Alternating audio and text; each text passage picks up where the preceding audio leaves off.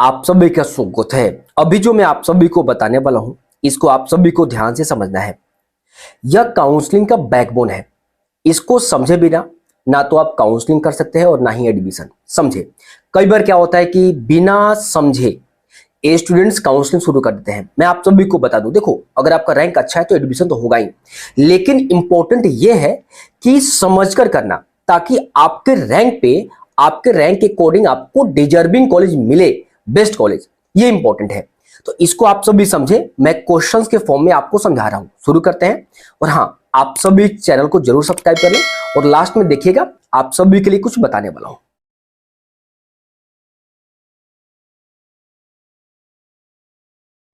तो पहला question, if I do not gate college in all India quota second round, can I go for mop round? Yes, अगर आपको all India Kota यानी MCC जो कराता है, अगर आपको कॉलेज नहीं मिलता है तो आप मॉपअप के लिए एलिजिबल हैं।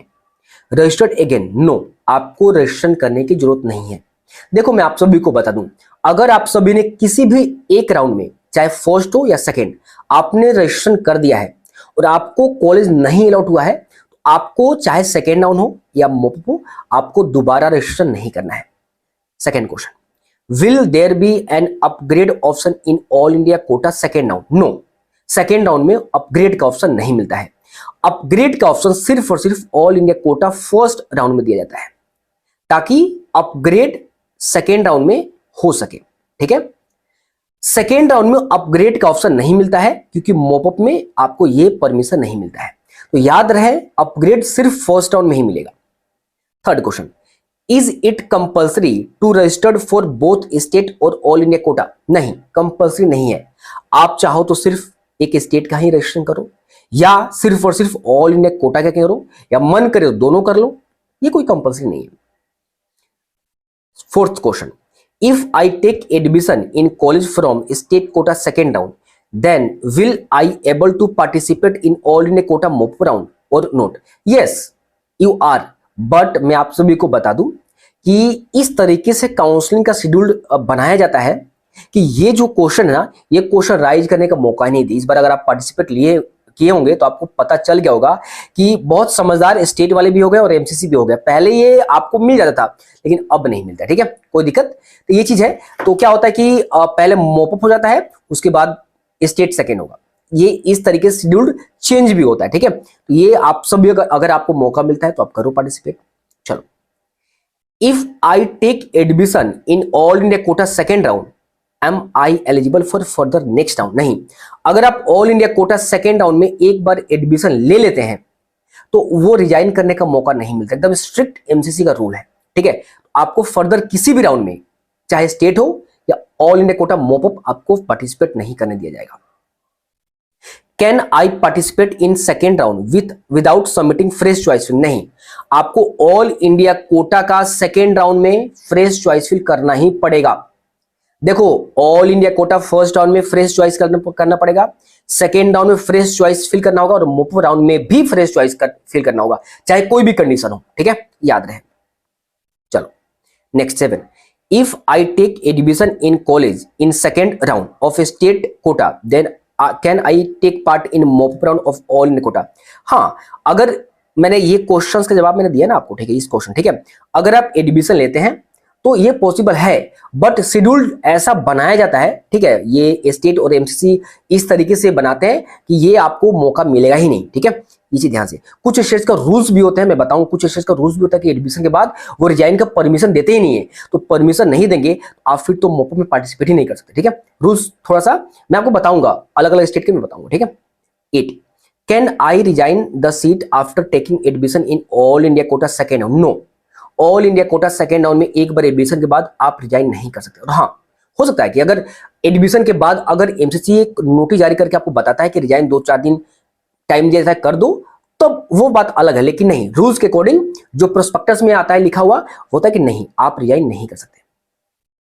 9 number, if I do not report at the allotted college during all India quota second round, whether I have to register again for mop-up round? Yes, अगर आपको second round all India Kota में college मिलता है और आप report नहीं करते हो, तो आपका जो सिक्योरिटी अमाउंट है जब्त कर लिया जाएगा और आपको फिर से मॉपअप राउंड में रजिस्ट्रेशन फी और सिक्योरिटी अमाउंट जमा करके आपको रजिस्ट्रेशन करना पड़ेगा।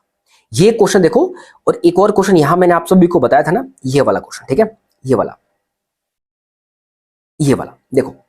तो यहां था कि ADB college allot second round में नहीं हुआ। अगर सेकेंड राउंड में कॉलेज अलॉट नहीं हुआ तो आपको मॉपअप में रजिस्ट्रेशन नहीं करना है। लेकिन अगर सेकेंड राउंड में अगर आपको कॉलेज अलॉट हो गया और आपने एडमिशन नहीं लिया तो आपका सिक्योरिटी जब्त कर लिया जाएगा, रजिस्ट्रेशन रद्द कर दिया जाएगा और आपको फिर से रजिस्ट्रेशन करना पड़ेगा, सिक्योरिटी अमाउंट जमा करना पड़ेगा। Next question, if I do not get any college during all India quota second round whether I have to registered again for mop up round? नहीं, आपको अगर कॉलेज सेकेंड राउंड में नहीं मिलता है और आपने रजिस्ट्रेशन कर दिया है तो आपको मॉपअप में रजिस्ट्रेशन करना नहीं है, ये ध्यान से। 11 number, if upgraded after taking admission in first round and do not and got upgrade college in second round, but what if I do not take admission in the second round of the college? कोई बात नहीं, जैसे question ये है मैं समझाता हूं कि आपको all India quota first round से कॉलेज मिला, आपने एडमिशन ले लिया और उस कॉलेज में जाकर आपने अपग्रेड कर दिया। अपग्रेड करके सेकेंड राउंड में आपको कोई दूसरा कॉलेज मिल गया, तो सेकेंड राउंड में जैसे कॉलेज मिलेगा ना, फर्स्ट राउंड का अलॉटेड कॉलेज ऑटोमेटिकली कैंसिल हो जाएगा और सेकेंड राउंड में जो कॉलेज मिला है वहां पे आपको एडमिशन लेना पड़ेगा। लेकिन अगर आप चाहते हैं, आप खुश नहीं उस कॉलेज से, तो आप सीट को छोड़ सकते हैं, कोई दिक्कत नहीं है, सीट को छोड़ सकते हैं एडमिशन लिए बिना और आप मॉपअप राउंड में पार्टिसिपेट कर लीजिए। हाँ, लेकिन मॉपअप राउंड में पार्टिसिपेट करने के लिए आपको फिर से रजिस्ट्रेशन करना होगा और सिक्योरिटी अमाउंट जब देना होगा, ठीक है। ये क्वेश्चन का जवाब है, ठीक है, यहाँ पे, ठीक है, कोई दिक्कत कर सकते हैं, कोई दिक्कत नहीं। एक बात ध्यान से, अगर आप फर्स्ट राउंड में कॉलेज आपको बहुत अच्छा मिला है लेकिन चाहते हैं सेकेंड राउंड में अपग्रेड जाना, तो अगर जैसे सेकेंड राउंड में अपग्रेड कोई कॉलेज हुआ, फर्स्ट राउंड का कॉलेज ऑटोमेटिकली कैंसिल हो जाता है और आपको वो कॉलेज दोबारा से नहीं मिलेगा। मतलब नहीं मिलेगा मतलब है सेकेंड राउंड में आपको जो कॉलेज मिला तो वो तो आपको एडमिशन लेना पड़ेगा। नहीं लेते तो मॉपअप में जाइए और मॉपअप में अगर फर्स्ट राउंड अलॉटेड कॉलेज का सीट खाली रहा और आपने चॉइस फिल में दिया तो अलॉट हो सकता है, ठीक है, वो कंडीशन अलग है। If I get medical college from state quota in first round and take admission, so can I participate in all India quota second round? Yes, eligible, कोई दिक्कत नहीं, ठीक है, ये तो मौका मिलता ही है, ठीक है। चलो 13 नंबर, it is compulsory to register for all India quota? नहीं, कंपल्सरी नहीं, मैंने बताया ना अभी, नॉट कंपल्सरी। आप स्टेट का भी सिर्फ कर सकते हैं, सिर्फ ऑल इंडिया कोटा का भी कर सकते हैं या दोनों का भी कर सकते हैं। 14 number, if I upgrade after taking admission in first round of college but no any upgraded college can to get in second round, will the first round college remain or not? हाँ, अगर आप first round में college मिला, admission ले लिया, आपने upgrade कर दिया सेकेंड राउंड जाने के लिए और सेकेंड राउंड में कॉलेज अपग्रेड नहीं हुआ तो जो फर्स्ट राउंड में कॉलेज मिला हुआ था वहीं आपका कॉलेज रहेगा, कोई दिक्कत नहीं है, ठीक है, वहीं रहेगा। If I get college in all India quota second round and do not join it then after can I participate in state second round? Yes, अगर आपको कॉलेज मिला all India quota second round से आपने join नहीं किया तो state में obviously participate कर सकते हैं, कोई दिक्कत नहीं है, ठीक है, ये चीज है। और आप सभी मेहनत करो, देखो, ठीक है। कई बार क्वेश्चन ये होता है कि कई बार क्या होता है कि स्टेट वाले स्टूडेंट क्या करते हैं कि फर्स्ट राउंड में कोई कॉलेज मिला और अपग्रेड कर दिए और सेकेंड में भी सेम कॉलेज मिल गया, तो मैं आपको बता दूं सेकेंड में सेम कॉलेज मिला तो सेम जाकर फिर से आपको एडमिशन का प्रोसेस करना होगा, आपको छोड़ना नहीं है, ठीक है, ये इंपॉर्टेंट है, ये मैंने आपको बता दिया। एक बात मैं आप सभी को बता दूं, कई बार क्या होता है कि बहुत सारे स्टूडेंट्स नए नए काउंसलिंग करते हैं, उनको समझ में ही नहीं आता है, तो मैं आप सभी के लिए बता दूं पर्सनलाइज गाइडेंस काउंसलिंग मैंने स्टार्ट कर दिया है। ये उनके लिए जिनको समझ में ही नहीं आता है, ये मेरे से काउंसलिंग कराना चाहते हैं। देखो, मैं सबके लिए बहुत मिनिमम फी रखा है ताकि आपको दिक्कत ना हो। देखो, अगर आपको कोई नॉलेज नहीं है और नॉलेज के अभाव में आप एडमिशन अच्छा रैंक आने के बावजूद आपको अच्छा कॉलेज नहीं मिलता, दुख मुझे भी होता है। तो अगर आपको लगता है कि नहीं, और हाँ, अगर मेरे से आप एडमिशन लेते हो और अच्छा कॉलेज मिलता है तो मुझे भी खुशी होता है, ठीक है। तो अगर आपको नॉलेज कम है या नहीं है तो आप सभी मेरा पर्सनल मेंटरशिप ले सकते हो, मैंने डायरेक्ट लिंक दे रखा है, ठीक है।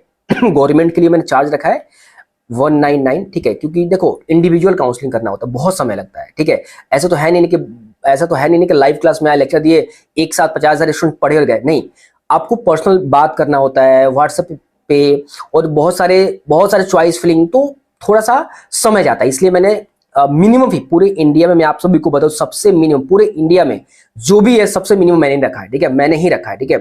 और प्राइवेट के लिए मैंने रखा है 3999, ठीक है, तो लिंक दे रखा है, गवर्नमेंट का मेंशन कर रखा है और प्राइवेट का भी। तो आप सब लीजिए, कंप्लीट गाइडेंस आपको till last round of counselling तक मिलेगा। एप्लीकेशन फॉर्म आप सभी को फिलअप अगर आप नहीं कर सकते वो भी किया जाएगा। पर्सनल प्रेफरेंस लिस्ट आपको दिया जाएगा अकॉर्डिंग टू योर रैंक और रैंक, ठीक है, जिस रैंक पे आपको, ताकि डिजर्विंग कॉलेज आपको मिल सके। 1-to-1 कॉल इंटरेक्शन किया जाएगा। व्हाट्सएप ग्रुप आप सभी को प्रत्येक स्टेट का नोटिफिकेशन ग्रुप में डाला जाएगा। क्विक सभी स्टेट का ऑल इंडिया कोटा का नोटिफिकेशन डाला जाएगा। और कंप्लीट आप सभी को सिक्योरिटी मनी जब तक वापस नहीं आता तब तक आपको ये गाइडेंस मिलेगा। आप ये मान लो कि कंप्लीट, मतलब कि आप ये मान कर चलो कि कंप्लीट आपको कॉलेज में जाने तक, सिक्योरिटी मनी आने तक आपको गाइडेंस मिलेगा। तो कोई दिक्कत हो तो आप सभी बात कर लेना, ठीक है।